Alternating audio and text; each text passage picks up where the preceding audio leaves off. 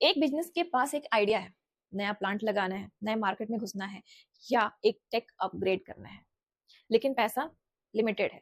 तो कौन सा प्रोजेक्ट चूज करें?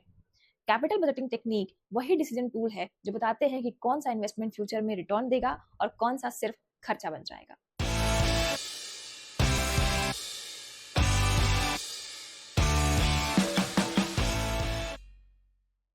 हेलो एवरीवन, मैं हूं Neha and welcome back to my channel Neha's academy. कैसे हैं आप सब? होपफुली आप सब बहुत ही अच्छे होंगे एंड आई आल्सो होप कि आप सभी की यूजीसी नेट की प्रिपरेशन भी बहुत अच्छे तरीके से चल रही होगी। तो मैं आपके लिए लेकर आई हूँ paper 1 and paper 2 commerce and management के वो सारे इंपॉर्टेंट टॉपिक्स जिससे आप यूजीसी नेट जेआरएफ क्वालिफाई कर सकते हैं और उसके बहुत ही अच्छे रिजल्ट आपको मिलेंगे। तो ये सारी वीडियोस जो होने वाली हैं आपके लिए बहुत इंपॉर्टेंट होने वाली है। प्लीज वीडियो को लास्ट तक जरूर देखना। एंड चलिए बिना किसी तरीके शुरू कर लेंगे हमारी ये वीडियो शुरू करने से पहले आपको बता दूं कि अगर आप मेरे चैनल पे नए हैं तो प्लीज चैनल को सब्सक्राइब कर लीजिए, बेल आइकन को भी जरूर प्रेस कर लीजिए एंड साथ ही साथ आप वीडियो को लाइक जरूर कर देना। कमेंट करके बताना कि आप सभी को मेरी ये वीडियो कैसी लगी। ओके, तो चलिए शुरू कर लेते हैं हमारी आज की क्लास, जो कि है कैपिटल बजटिंग की क्लास। तो हम इसमें जानेंगे कि कैपिटल बजटिंग के लिए कौन कौन से टेक्निक्स होते हैं और क्या क्या इंपॉर्टेंट है। तो ये जो पार्ट है हमारा वो बिजनेस फाइनेंस का पार्ट है। मैंने इससे पहले आपको बिजनेस फाइनेंस के बारे में कंप्लीट जानकारी दी है एंड साथ ही में मैंने आपको इसके बारे में बताया था TVM से रिलेटेड। तो ये सारी वीडियो आपको मिल जाएंगी, आप जरूर जाकर के देखिए। और आज बात करेंगे कैपिटल की बजटिंग के कौन कौन से टेक्निक्स होते हैं, तभी तो हम फाइनेंस अच्छे तरीके से कर पाएंगे, राइट। चलो, आज की जो ये वीडियो है ये सारे जितने भी कॉमर्स वाले स्टूडेंट हैं, मैनेजमेंट वाले स्टूडेंट हैं, सभी के लिए बहुत ही हेल्पफुल होने वाली है। और मैंने यहाँ पे रखा हुआ है कि आप जो है कोई सा भी एग्जाम जो कि कॉमर्स से रिलेटेड हो या फिर मैनेजमेंट से रिलेटेड हो, आप उसको इसके साथ कंप्लीट कर सकते हो। बाकी ये बिगिनर्स एंड रिपीटर्स दोनों के लिए है। मैं जो स्पेशली करा रही हूँ वो है यूजीसी नेट, JRF, सेट, इन सब की प्रिपरेशन के लिए, ठीक है। चलिए, ये आपका है unit number 4 business finance. Okay, so मैं हूँ, चलो एक चीज भूल गई, मैं हूँ नेहा शर्मा और मैं यूजीसी नेट क्वालिफाइड हूँ कॉमर्स सब्जेक्ट के साथ। चलिए, what is capital budgeting? Capital budgeting क्या है और हमें क्यों जरूरी है पढ़ना? तो सबसे पहले हम देखो, मैंने आपको बताया था कि किस तरीके से फाइनेंस वगैरह जो करते हैं वो कहाँ से आता है, जो सोर्सेज वगैरह है क्या होता है। अब सोर्सेज तो हम जान लेंगे, पर हमें भी तो जानना है कि हमें जो सोर्सेज, हम जो फाइनेंस लेकर के आना है वो फाइनेंस को एलोकेट कहाँ करना है, कहाँ कहाँ पे लगाना है, कहाँ कहाँ पे लगाएंगे, कहाँ कहाँ पे हमें कौन कौन सी चीज़ें की ज़रूरत पड़ने वाली है, उसके हिसाब से हम बजटिंग करते हैं। अब बजटिंग किस चीज़ की हो रही है? कैपिटल की हो रही है, जो हमारा इनिशियल मनी है, इनिशियल फाइनेंस है। तो इसीलिए इसी की बजटिंग के बारे में आज हम बात करेंगे।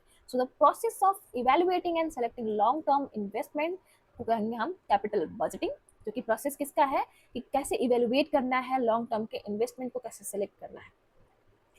It helps decide where to allocate resources for maximum returns. तो ये हमें बताता है कि किस तरीके से हम अपने रिसोर्सेज को अलोकेट करें ताकि हमें मैक्सिमम रिटर्न्स मिल सके। For example, buying machinery, launching new product, expansion, ये सारी चीजें जो आती हैं ये बताती हैं कि हमने कहाँ पे कैपिटल को बजट में डाला हुआ है, कैपिटल को कहाँ कहाँ रिलोकेट किया हुआ है। तो यहाँ पे देखो, मशीन, कौन सी मशीन खरीदनी है, कब खरीदनी है, इस मशीन से क्या होगा, ये सारी चीजें जानना। और वो मशीन जो है उसका बजटिंग क्या होगा।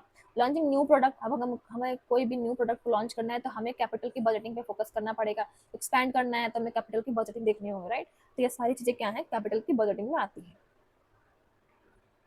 इंपॉर्टेंस क्या है, क्यों है ये? क्योंकि इट सपोर्ट स्ट्रेटेजिक प्लानिंग, ये हमारे स्ट्रेटेजिक प्लानिंग को सपोर्ट करता है, मेजर करता है कि कितना रिस्क होने वाला है, कितना रिटर्न आने वाला है, एंड देन फंड का ऑप्टिमाइज यूज कितना होने वाला है, इस पे भी डिपेंड करता है। और ये अफेक्ट करता है लॉन्ग टर्म की प्रॉफिटेबिलिटी को, ठीक है।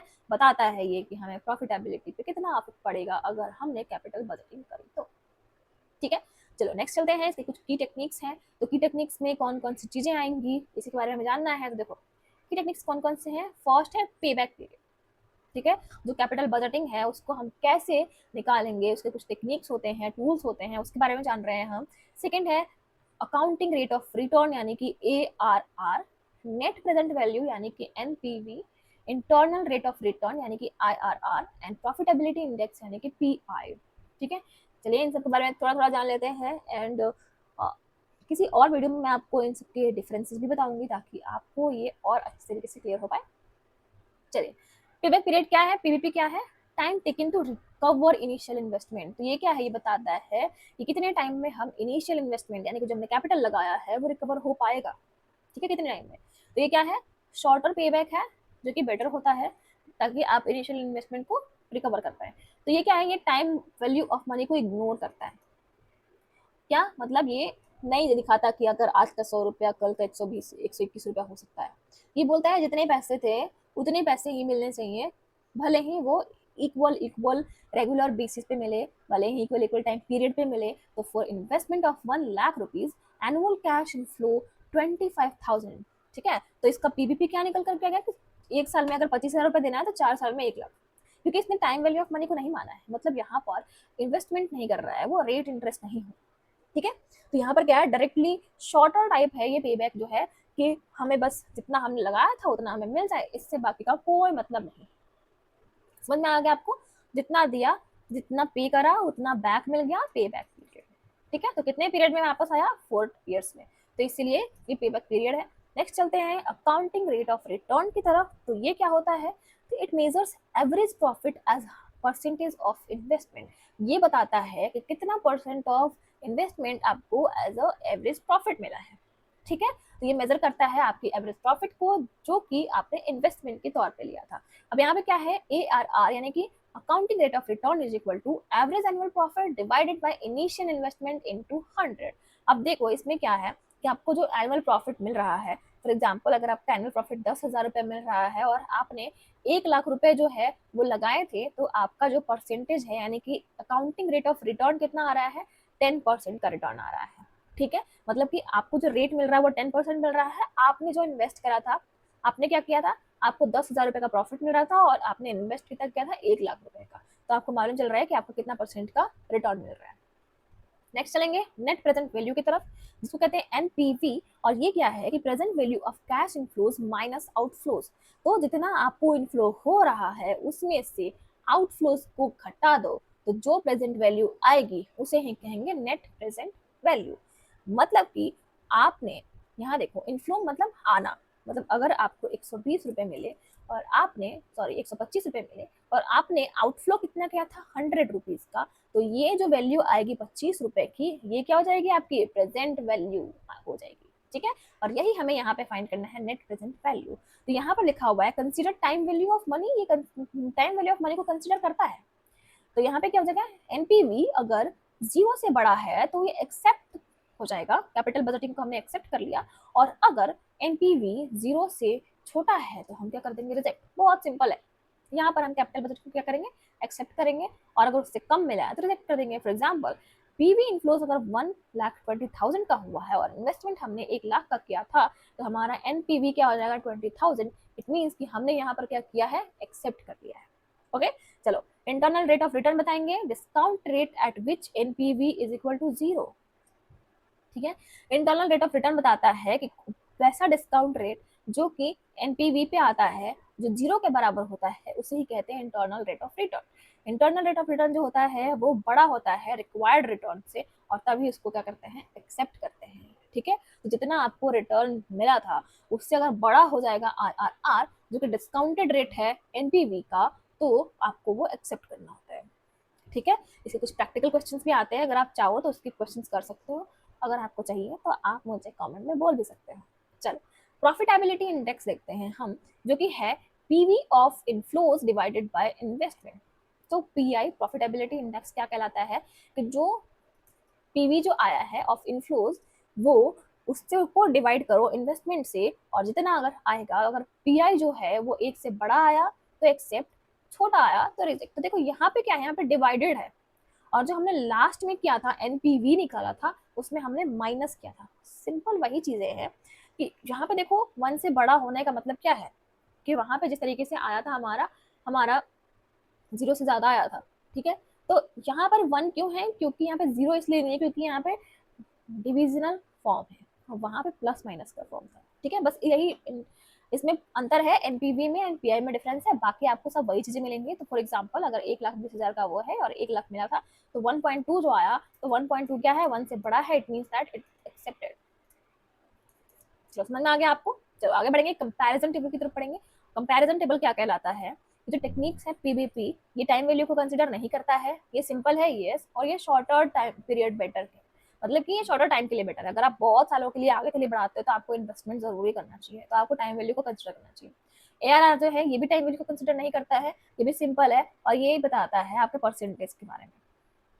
एनपीवी जो है वो टाइम वैल्यू मनी को मानता है और ये मीडियम वो है, सिंप्लिसिटी में मीडियम है। और ये क्या कहता है कि अगर एनपीवी बड़ा है 0 से तो एक्सेप्ट किया जाएगा। आईआरआर क्या कहता है कि ये भी जो है ये भी टाइम वैल्यू ऑफ मनी को मानता है और ये भी सिंपलेस्ट में वो मीडियम वो आता है। और यहाँ पे क्या है कि आईआरआर अगर कॉस्ट ऑफ कैपिटल से बड़ा हुआ तो आप यहाँ पर इसको मान सकते हो, एक्सेप्ट कर सकते हो। पीआई जो है वो बताता है कि अगर आपकी कंसिडरेशन वैल्यू जो है टाइम वैल्यू को मानता है ये यस, और ये मीडियम तरह का होता है। और ये क्या होता है इसमें, अगर आपका वो जो आया है 1 से बड़ा है पीआई, ठीक है, तो आप एक्सेप्ट करोगे, और पीआई अगर 1 से छोटा है तो आप क्या करोगे, रिजेक्ट करोगे। चलो समझ में आ गया आपको कंपैरिजन टेबल जो भी हमने अभी सीखा था उन सबका कंपैरिजन देख लिया। अब आपको समझ में आ गया होगा कि ये इतना इंपॉर्टेंट क्यों है। तो ये सारी चीजें अगर आपको समझ में आ गई होंगी तो चलो एमसीक्यू कर लेते हैं और देख लेते हैं कि हमारा क्वेश्चन क्या कहता है।